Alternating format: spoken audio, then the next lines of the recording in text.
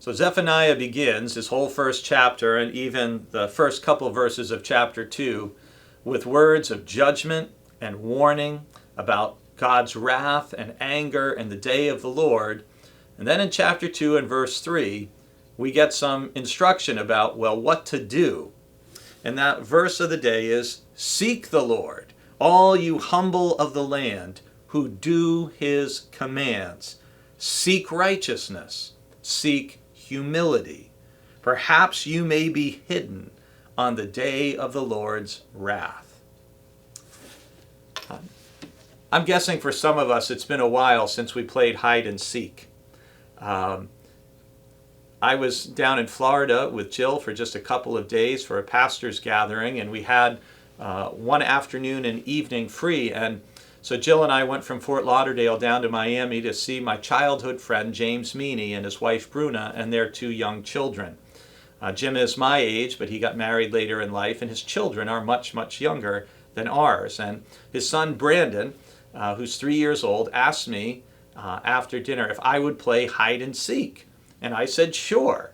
I haven't played hide and seek in a while. So first Brandon hid, and I counted and struggled, but eventually found him. And then I hid while he looked for me. And I actually found a pretty good place, tucked away in a dark corner behind a great big stroller. And eventually I made some noise and started making myself a little more visible so Brandon could find me. So why do I tell you a story about playing hide and seek? Because our verse of the day is, Zephaniah is telling us, how do you hide yourself on the day of the Lord's wrath? Well, he mentions 3 things, right? He mentions humility twice, the humble of the land, who do his commands. So we do what God tells us to do. And again, as Christians, that's love God, love our neighbor, right? It's follow the 10 commandments. Never go wrong doing these sorts of things. So we do the Lord's commands. We seek righteousness.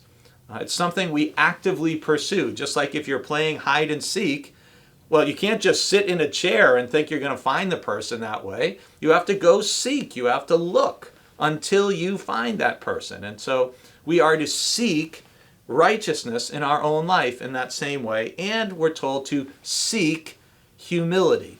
I can't tell you how many times in the Bible we hear about the importance of being humble of heart, humble of spirit, being teachable, being open, versus the proud, the arrogant, who are universally condemned from the beginning of the Bible to the end. So, a little hide and seek advice. Seek the Lord. Seek righteousness. Seek humility. Because if you seek those, Zephaniah says, you will be hidden well from the wrath of God.